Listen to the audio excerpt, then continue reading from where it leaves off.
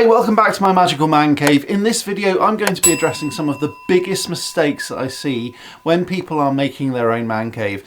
I've seen these things on forums and in questions that I've had about my own man cave. These things are 10 of the top biggest mistakes that you will make when you're making your man cave.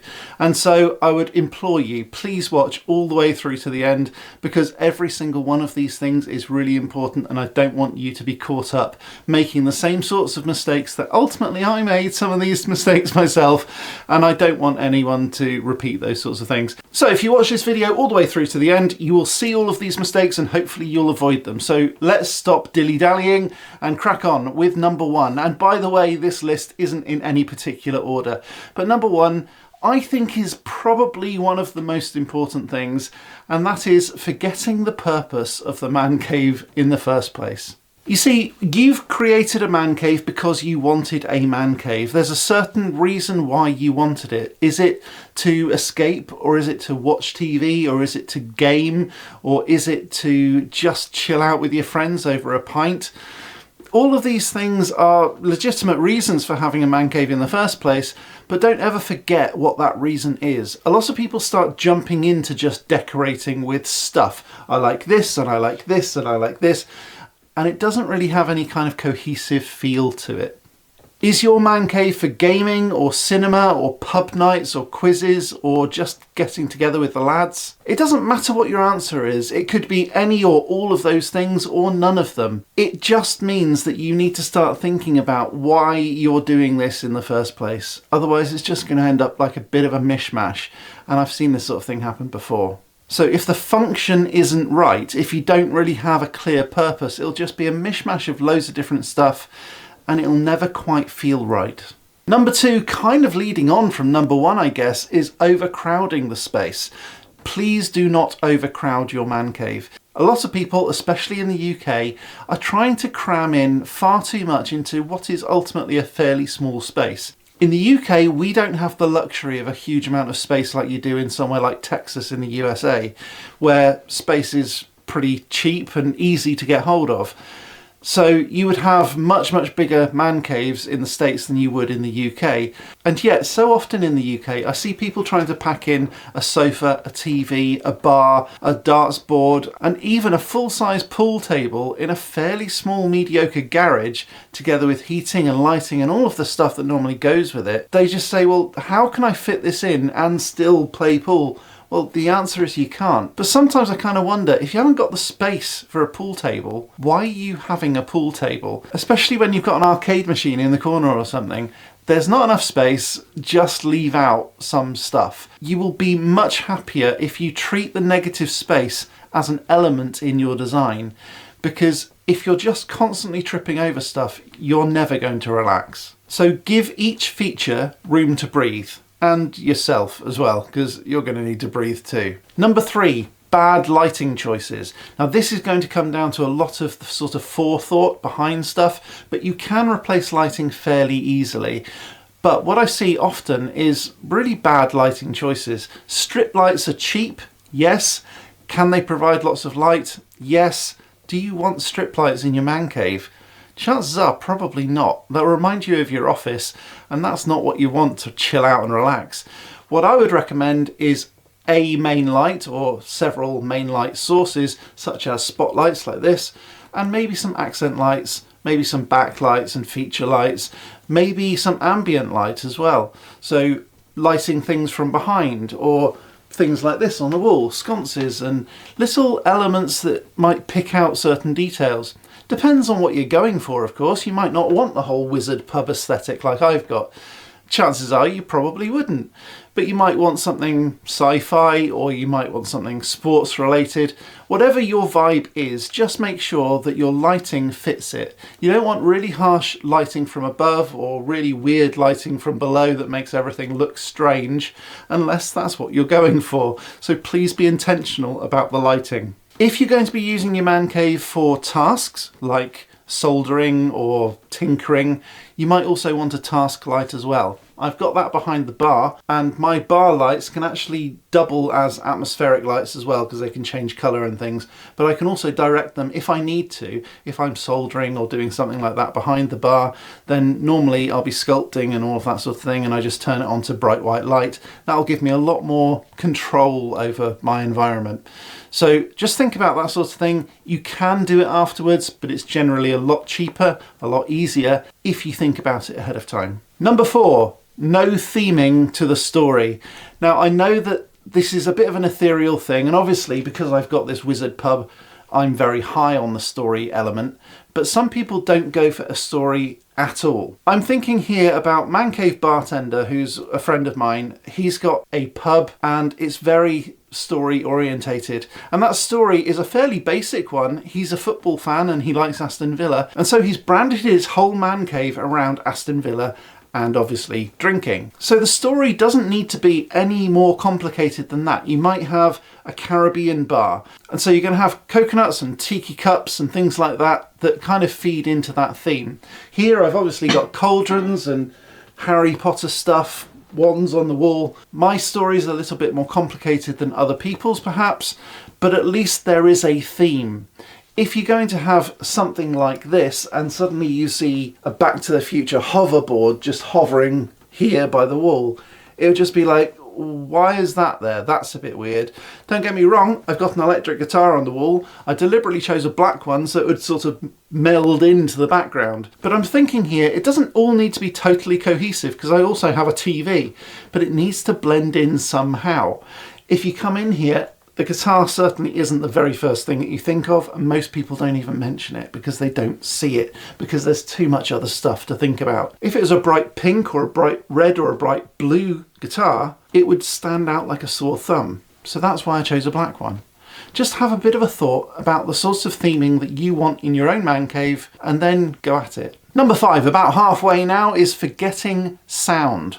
Now this seems like a bit of a strange one because why would you have to think about sound when you're making a man cave? But if you're thinking purely practically, you might be tiling the inside to make sure that you can easily wipe it off because it's a bar and there might be drinking. And then you have a hard floor as well because you're going to need to mop it. That's logically a very sensible thing to do, except that that's going to make it sound like a public toilet. It's going to echo like crazy. If you've then got music in your man cave and it sounds like a public toilet, it will sound horrendous.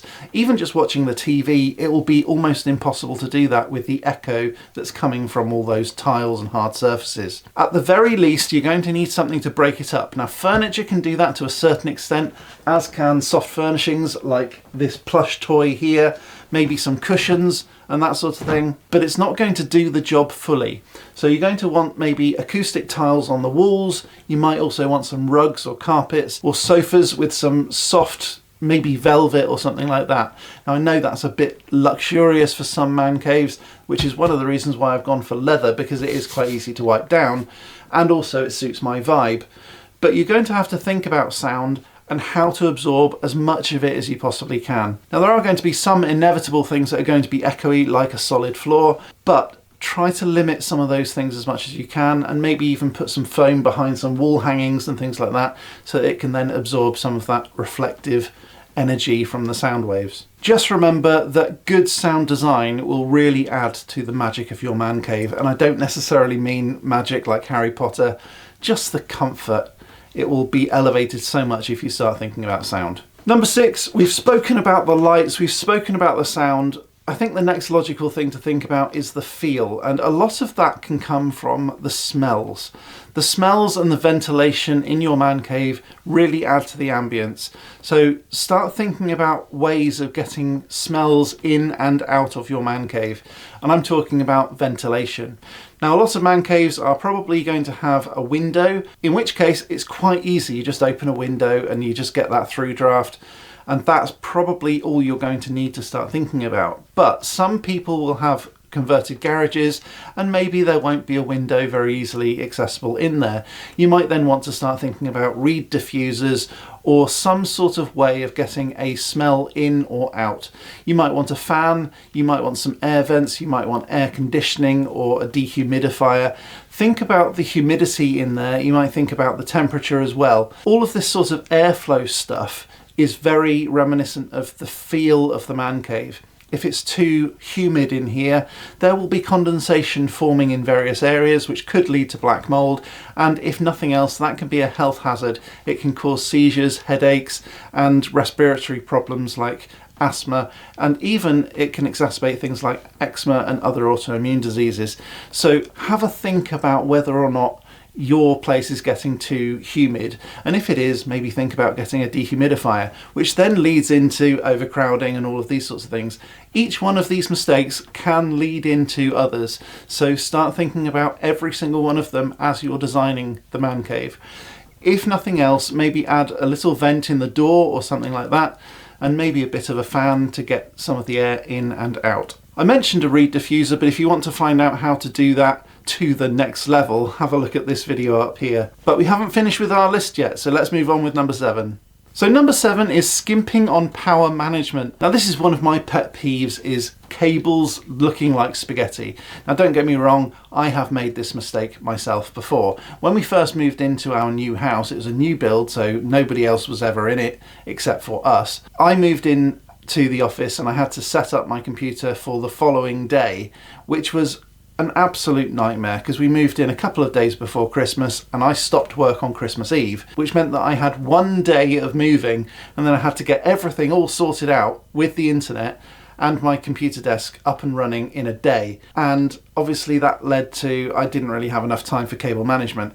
It sat there for almost 4 years with just an absolute mess of cables underneath it. A similar sort of thing can happen in your man cave if you're not planning it out properly or taking your time to arrange those cables properly. So one of the main things that I would recommend is to make sure that you've got enough plug sockets dotted around the place everywhere, pretty much everywhere. Now when I was designing this place, I wasn't sure what I would have where or where the lights would go or anything like that, and I kind of thought that there was going to be a table lamp or some sort of stand-up lamp in the corner here, which is why I've got a plug socket under there. It didn't take very long to do. It didn't take that much more effort to actually put a plug socket under there. The fact I never ever use it is neither here nor there really, because every other plug socket I do use regularly. I've got 2 double sockets underneath the fireplace in here, which I use for the fire itself, for the lights, for an amplifier for my guitar, for speakers, and I've also got another plug socket just under that shelf just there, which is great for the farting skeleton and all of the craziness that I've got going on. I've got a couple behind the TV. All of these things, that's just in this area. I've got tons in that cupboard as well. I think I've got about 4 different double sockets that I put in there. So I've got loads of plug sockets all over the place, and I'm just really glad that I had the foresight to do that, because it just gives me a lot more versatility and all of the cables can be tucked away. Obviously that's really important in a place like this where it's ultimately like a 16th century tavern, and so all of those plug sockets kind of need to be hidden. But for you, I think also it's really important that you don't have trailing leads dotted all over the place, especially if you don't have a huge amount of space, because you don't want to go tripping over all of these cables.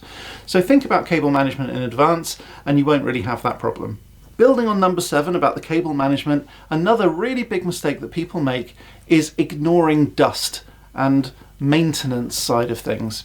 Now if you're going to build something and then build a box around it, make sure that there's some sort of access panel in case you need to get into it again. If you're boxing in pipes, for example, you might need an access panel to get to those pipes if you need to repair them later on. If you want to turn a stopcock on and off, if you want to get to a network switch or a cable switch or something that's been plugged in or joined somewhere, if there's even the slightest likelihood that you might need to get to it later, add an access panel. And this is coming from the sort of engineering part of my brain here. It's always best to build something in and not use it than not build it in and have it fail on you, and then you need to basically cut a hole in your lovely decoration, which then needs filling later on. If you do need to cut a hole, don't just immediately fill it back up again. Add an access panel so that you can get to it next time. It's much better just thinking about these sorts of things in advance so that you then don't have to worry about access. One of the mistakes that I made just behind the bar, I added a plug socket in the right place. It was in the right place and I'm quite glad that I put it where it was, but it's not the easiest to get to. And if I had my time again, and I think I probably will do this at some point, I'm going to move the house elf door from the side of the bar to the front of the bar. And that will then allow me to use that house elf door and actually open it. And then I can get in and I can do all of the things that I need to do behind the bar. That's only if ever anything happens to that plug socket. Otherwise, I'm probably just going to leave it because it's not perfect, but it's not terrible, and it would incur a huge amount of cost to redo that. Had I thought about it ahead of time, it would have cost me nothing. So thinking about these things in advance, planning them, that will save a huge amount of time. Number 9, one of the biggest mistakes that people use is underusing automation. Now I know some people aren't very techie. I'm incredibly techie, I embrace it, I'm a nerd, I understand that a lot of people probably aren't. But if you can do automation, it's going to save you an awful lot of time and effort. And one of the main things that I would recommend automation for in your man cave is to set scenes, so turning lights on and off automatically. Now if you've got, similar to what I've got here, loads of different lights to give you different kind of moods, you can set those as scenes in your smart home. Now you can do it as geeky as you want, you can use Home Assistant and a full sort of system architecture with your own server if you want, or you could just use Alexa and just do it via the Amazon ecosystem. However you do that is entirely up to you, but I would strongly recommend setting these scenes. So you could say, this is my chill out mode in the man cave, this is my DIY mode in the man cave, this is my tidying up mode in the man cave, and all of those light sequences or light scenes are going to look different. So your chill out mode might be lights dim, lovely music playing, and then your DIY or tidying up mode might be full lights blaring so that you can see everything, what's going on and where people have left things and whether or not there's a spillage somewhere. So just have a think about those sorts of automations. Also, you could go really far with it. You could do things like when the door opens, it turns on everything and you open the door, you come in and it welcomes you. It could even pour you a drink if you go too far with it. The sorts of things that I'm doing with my magical man cave, I know that sometimes people think, well, that's a little bit too far. I mean, for goodness sake, I've got a talking skull on the wall that greets me when I come in, and when I leave he gets all grumpy and moans at me. So that's probably going too far, but for you, I think you could do with a little bit of automation, and I think that would help most people in most man caves. And number 10, my biggest one, I think here, is probably the most important thing. I know this isn't really ranked, but number 10 I would say is probably the most important, and that is to forget comfort. So it's all too easy to say, I'm going to build the best, the coolest, the biggest, the most awesome man cave in the world, and forget to sit down somewhere comfortable. And so you might just want to think, how can I fit in my most comfortable armchair and then just build everything around it? Now, however you do that, however you're thinking you want to design your man cave, just consider things like how many people you're going to have in there, how many people are going to sit in a position and maybe talk at one point in one area, or go to another area to drink around the bar, for example, while you're making drinks. Are they just going to want to sit in the lounge area? And if so, maybe the lounge area needs to be closer to the bar than further away. Depends on how much space you've got. Some of these man caves that I've seen online are enormous, but just have a bit of a think. Do you want to put your bar fairly central or just tuck it out of the way? Do you want people to go up and serve themselves? Are you going to be doing it? How hot do you want the man cave? Are you going to be able to heat it? Do you want air conditioning with it? Are you going to have different types of lighting, strobe lighting? Are you going to have a dance floor? Are you going to have fog or smoke effects or strobe lights or lasers? All of these things add to the comfort, the ambience, the enjoyment factor of your man cave, and all of those things are super important. Just remember, if the chair is terrible, the fridge is empty, or it's freezing, you're just not going to use your man cave at all. You can forget about enjoying it, you're not even going to use it. So just make sure that every single element that's important to you is ticked off. Put them in a list, put them in an order of what you need as most important thing. Now, you know, I mentioned that pool table in a fairly small garage. When I commented on that and told the person who was building their man cave, you're probably going to want to take that pool table out, he said, no, that is the one thing I definitely need.